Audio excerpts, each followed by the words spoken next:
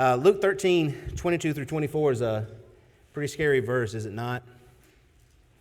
The question is asked of Jesus, are there few people that are going to be saved? And Jesus' answer is, you need to strive to enter that gate, which means you need to agonize. It's the idea of stretching forward, putting forth tremendous effort and going through pains and struggles. You need to go through that you might enter in. He says there's not going to be a lot of people who are going to make it. We're not given an exact number. We don't know how many that will be. But in comparison to those who are not accepted, not entering, it's described as being very few. And so our goal this morning as we look at our memory verse for this month of Matthew 22:14 that tells us that many are called, but few are chosen. We're going to be thinking about that this month as we begin the new year. Many are called, but few are chosen.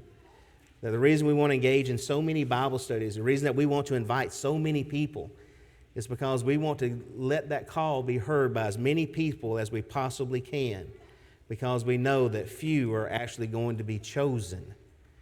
And that's a scary thought. And so we need to increase that number who hears it. So we'll be talking about Matthew 22 this morning in our lessons because that is our memory verse. If you're ready for the three words, let's see the notebooks held up high this morning. All right, without surprise probably, the three words are going to be few and many. We're going to define what the word few means, especially in just a few moments. In comparison, there are going to be many that are actually going to be called, but few that are actually going to be saved, be chosen. The difference is going to be based upon the response that people make. What is the response that people are supposed to give when they are called? Because I believe that that is what makes the difference between these two words, the few and the many that are chosen. So again, Jesus does say in Matthew 22 and verse 14 that there are few people who are being saved. And it's interesting that when you think about the religious world, that there's a lot of different thoughts about not only how it is that a person is to be saved, but how many are actually going to be saved. There's universalism, which believes that everybody eventually is going to make it to heaven, either directly or through a process of time. There are those who believe that if a person is sincere, even if they're sincerely wrong, God respects that sincerity, and because they're sincere about their beliefs, that they will be saved. So that would be many people. That religious people are going to be saved because, after all, they have a mental assent to some higher power. And to many, it doesn't necessarily have to be that they have this assent to a higher power being Jehovah God, but it could be some other God. Some people believe that if you have made some type of a statement of faith, that is going to save you, and that would be many. There's a lot of different ideas and principles that I believe are false, that give people a false sense of security and a false sense of hope because they're not based upon the Scriptures.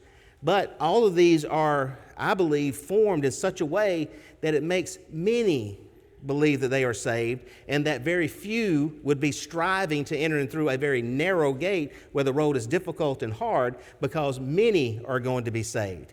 And if the many are being saved, they believe that they're going to be in that majority of people. But that is not what Jesus taught. Notice in Matthew 20 and verse 16 that Jesus says, so the last will be first and the first last, for many are called, but few are chosen. Over a few chapters in Matthew 22:14, our memory verse, for many are called, but few are chosen. Parallel to Luke 13 that was read for us a moment ago is Matthew 7 and verse 14. Because narrow is the gate and difficult is the way which leads to life, and there are few who find it. Jesus repeatedly says that there are only a few that are going to be saved. What does it mean for it to just be a few? One basic definition from dictionary.com means that it's a small number, means hardly any. If you put that in the verse, many are called, but hardly any are saved. If you think about what Strong says it's puny in number. Many are called, but the number who are saved are puny, insignificant. Thayer says it's a small quantity. Many are called, but a small quantity are going to be chosen or saved. Vine says it's few, little, small, slight. A slight number are going to be saved. And so we understand what that word small means, or few means, but think about it in real terms. 1 Peter 3 and verse 20. How many were saved in the days of Noah? Many were called. Noah spends 100 years or so preaching, get into the ark, be saved, get into the ark. And at the end of the day, there were only 8. That's how Peter describes it, because Peter even uses the word. These people were formerly disobedient when once the divine long-suffering waited in the days of Noah while the ark was being prepared, in which a few in that case means 8, were saved through water. When you think about how many people may have actually existed on the earth during that time, I read estimations that it could be anywhere from 3.9 billion was the lowest estimate I saw, all the way up to 122 billion was the highest number that I saw. But even if you took a tenth of that, if you took 50% of that and said it was only that many people on the earth, let's say there were only a few thousand people on the earth, only 8 were saved. It really doesn't matter what kind of number that you use to describe many. 8 is a few when you think about the people that were on the earth during that time. They had an opportunity. Noah went about preaching and telling people about God's righteousness and that his judgment was coming.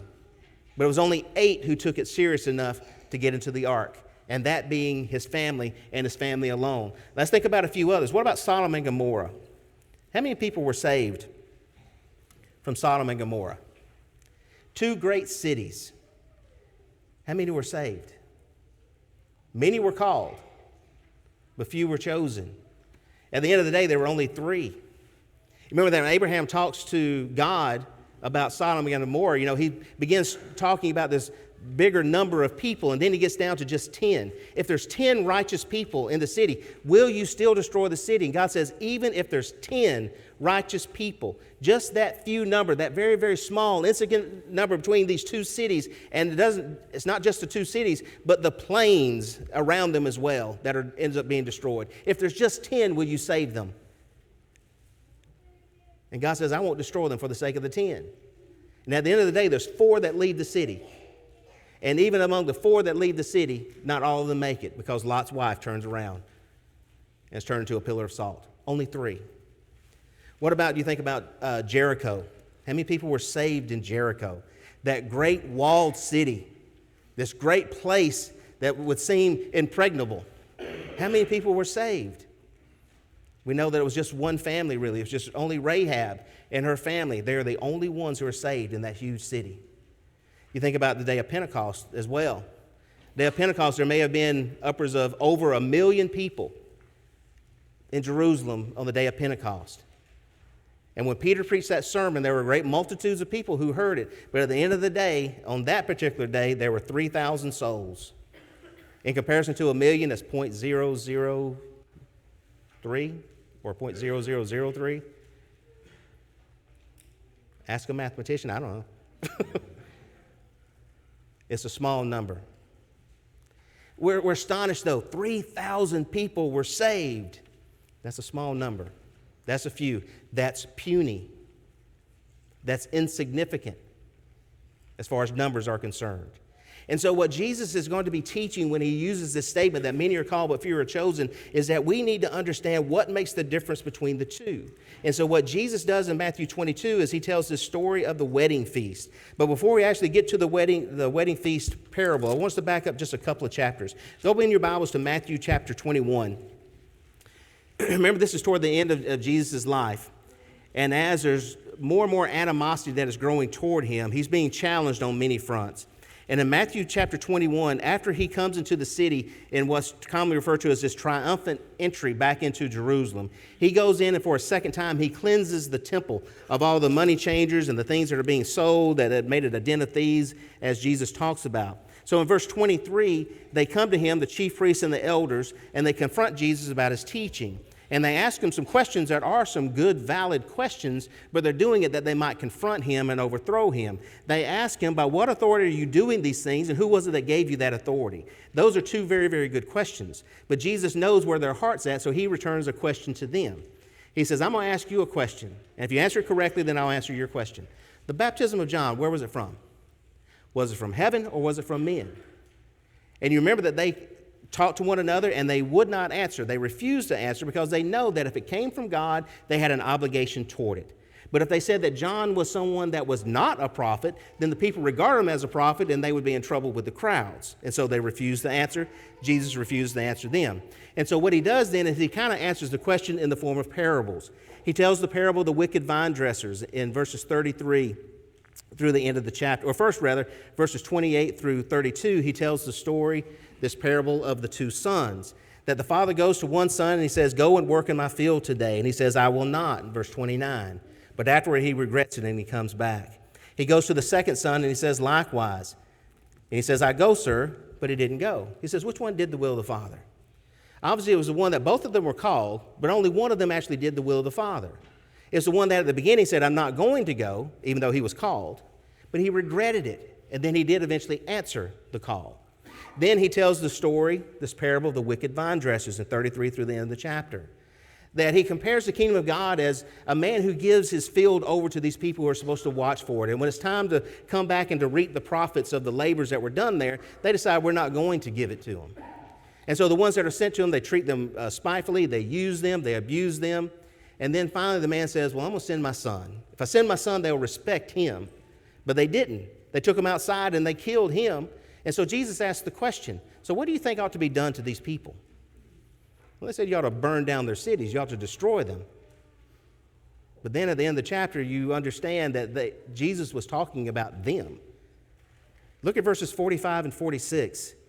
Now, when the chief priests and the Pharisees heard his parables, they perceived that he was speaking of them. But when they sought to lay hands on him, they feared the multitudes because they took him for a prophet. Just like it was with John, they had rejected him and now they're rejecting Jesus. So it's in that atmosphere that Jesus speaks this parable of Matthew 22 about the wedding feast. The kingdom of heaven, he says in verse 2, is like a certain king who arranged a marriage for his son. And he sent out his servants to call those who were invited to the wedding, and they were not willing to come. At the very beginning of this, we have to understand kind of the context of what happens is that in this particular time period, there wasn't an invitation that was sent for a wedding like we have today. At such and such date and time, our son or our daughter is going to be married to this other person, and we want you to come. It's going to be on this date at this particular time. That's not how they did it. They said there's going to be a wedding. When everything is ready, when the feast and everything is ready, we're going to send somebody to you and tell you to come. You're expected to respond at that very moment to that call. And so that's what's happening when this king has this wedding feast and he sends his people out in order that they might invite these others. But if you notice at the very end of verse 3, and this is very key, take note of this verse and remember at the end of this verse and remember it as we go through this. Many are called, but few are chosen. At the end of verse 3, they were not willing to come. They were invited, but they were not willing to come. That is key to understanding what this phrase, many are called, but few are chosen, is really all about. Verses 4 through 6. Again, he sent out other servants, saying, tell those who are invited, see, I've prepared my dinner, my oxen and fatted cattle and killed, and all things are ready. Come to the wedding. But they made light of it and went their own ways, one to his own farm, another to his business. And the rest seized his servants, treated them spitefully, and even killed them, he says in verse 6. In this verse, we see that not only did they not want to come, but they made light of it. And they treated even the servants who were sent to tell them to come spitefully. Verses 7 and 8. But when the king heard about it, he was furious. And he sent out his armies and destroyed those murderers and burned up their city. Then he said to his servants, the wedding is ready, but those who were invited were not worthy. They were not chosen. They were not among the elect. They are not worthy. Notice that, because that's very key to understanding what it means to be called, but not chosen. Therefore, go into the highways, and as many as you find, invite to the wedding. So those servants went out into the highways and gathered together all whom they found. And notice this, that Jesus says that when they go out, they bring in both the bad and the good. So here you have some people, the invitation, the call is made out to them. They do respond in coming, but they don't respond appropriately. The bad and the good, because next in verse 11, when the king came in to see the guests, he saw a man there who did not have on a wedding garment. So he said to him, friend, how did you come in here without a wedding garment? And he was speechless. Then the king said to the servants, bind him hand and foot, take him away and cast him into the outer darkness. There will be weeping and gnashing of teeth, for many are called, but few are chosen. So these people did actually respond, the good and the bad. The bad we can see is like this man who came and he didn't have on a wedding garment. There's two explanations that are usually given for this. One is that the man knew that he was going to a wedding feast, therefore it was expected him to dress appropriately, and he did not.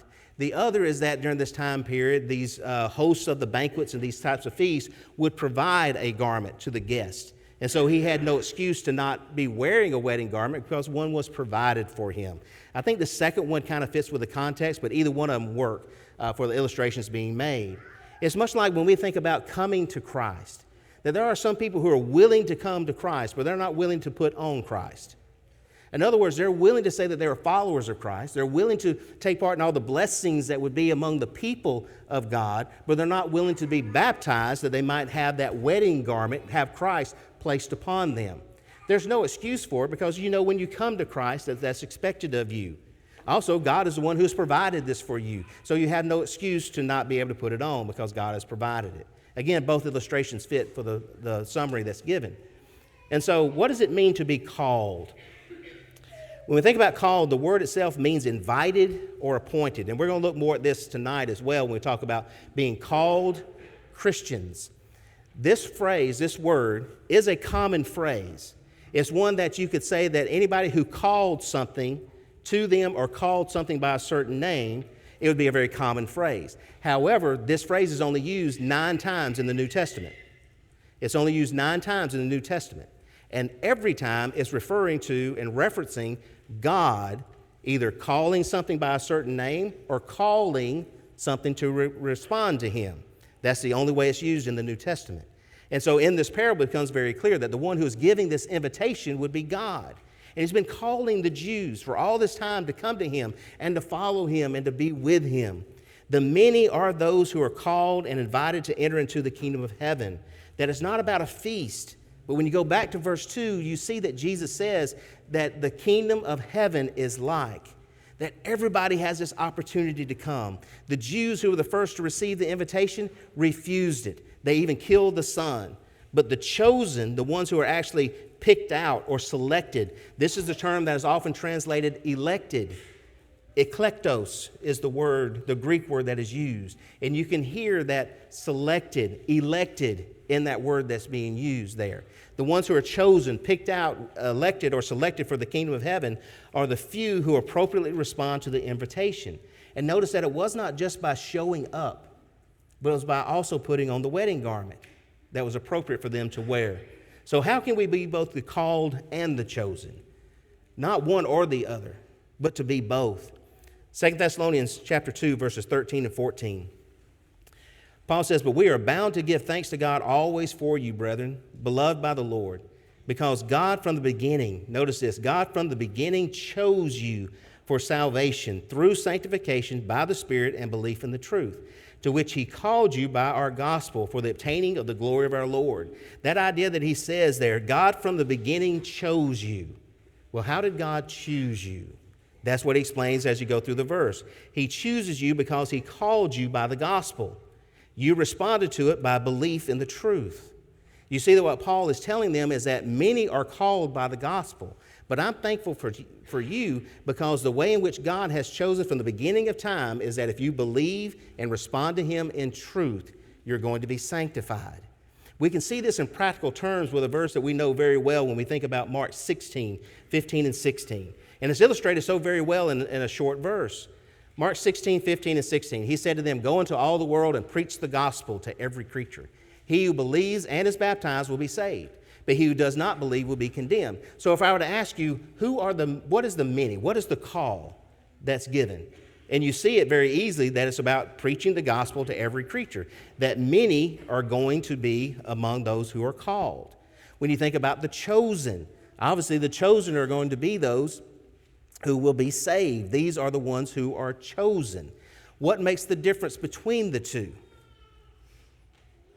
Between being chosen or not chosen? All are called. Many are called. But few are going to be saved. Few are going to be chosen.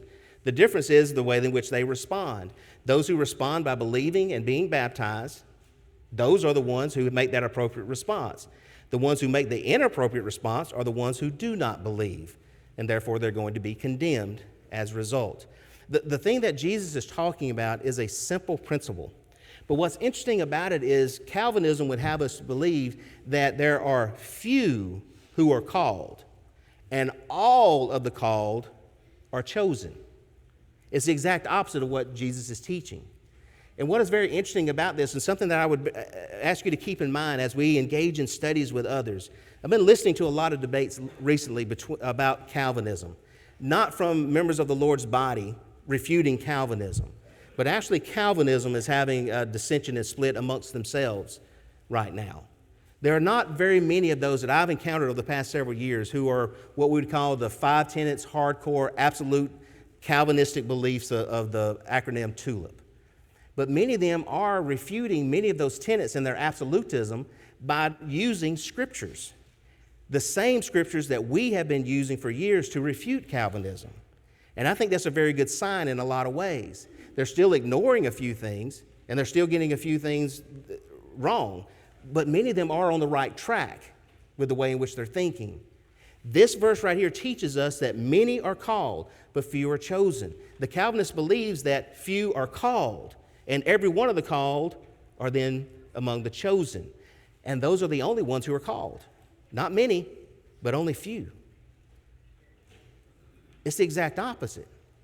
And this is one of the main verses oftentimes that they will refute. And so the difference is going to be between the appropriate and the inappropriate response. Notice also that it is going to be conditional. That even as Paul said in Colossians 1 and verse 23, if indeed you continue in the faith, grounded and steadfast, and are not moved away from the hope of the gospel which you heard, which was preached to every creature under heaven, of which I, Paul, became a minister. That Paul even tells us in verse 23 of Colossians chapter 1, that's conditional. Those are the ones who correctly respond to that call. And he says, if indeed you continue in that, you have to put on that wedding garment and you have to keep it on. That's why Paul says to the Ephesians in chapter 4 and verse 1, I, therefore, the prisoner of the Lord, beseech you to walk worthy of the calling to which you were called. It's something that we have to make sure that we are actually following after. It's so sad that when we think about salvation, that there's so many who based upon nothing more than a feeling that it's one of those things that once you're saved, you're always saved. And certain verses like this that teach us that if you indeed continue in these things, you're not moved away from that hope that the gospel gave to you, that when the call is made, that you respond to it immediately, that you respond to it appropriately, and that you stay rooted and grounded in it. Let's end this morning with 2 Peter chapter 1, verses 5 through 11. 2 Peter chapter 1. Verses 5 through 11.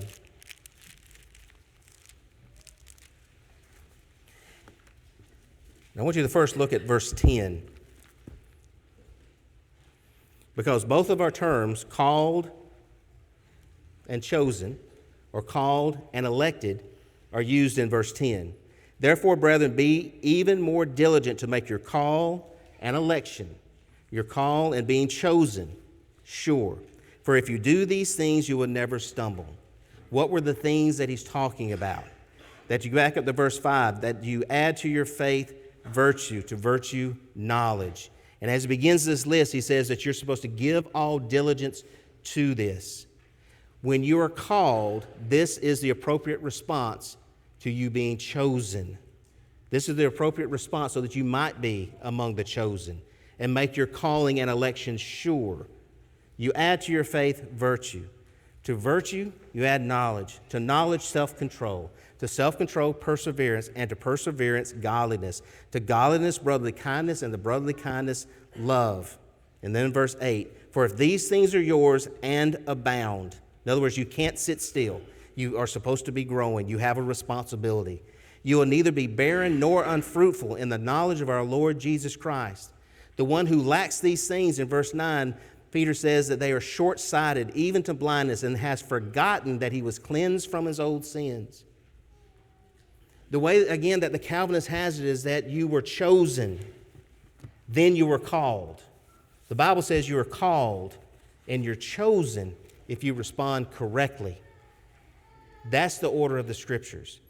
This verse that we have for this month is such a vital passage to know and understand when we engage in real dialogue with people who probably have some basic Bible knowledge and many times even more Bible knowledge. We have to not be tripped up by it, but have to understand it appropriately. We have chosen it because this is the way in which God has expressed what the salvation is going to look like. You have to strive if you want to enter. You have to add to your faith all these virtues. You have to continue to grow and not be short-sighted. You have to agonize in order to enter in. You have been called with a high and holy name. That's why tonight we're going to talk about being called by this new name and how significant this new name is and why God gave it to us. We're beginning this year with the idea of loving to tell the story. This story I love to tell, not only because it has saved my soul, but it's one that can save the souls of others. Jesus wants his house filled with guests. He wants everyone, the good and the bad, to be called. He wants the good and the bad to come and see what it is that he has for them. But he's not going to allow you to stay in that feast if you don't put on the wedding garment. You have to put on Christ. The waters of baptism are ready. The question I'm going to leave with you this morning is, are you one of the chosen? Because you can know for sure. If the Calvinist says you don't know, God had chose you before you ever, and you don't have to have any kind of desire for it whatsoever. God just randomly picked you. And one day you're going to have an irresistible call upon your heart, a whispering of the Spirit, and you're not going to be able to resist it. You're going to be chosen, then called. God says you're called. You can be chosen. Do you want to be among those this morning? This is from God. Come to the feast. The song that's picked out this morning is All Things Are Ready. There's no reason to delay. If we can help you in any way whatsoever this morning, please let us help you become a Christian if that's your desire. As we stand and sing this song, please come if we can help.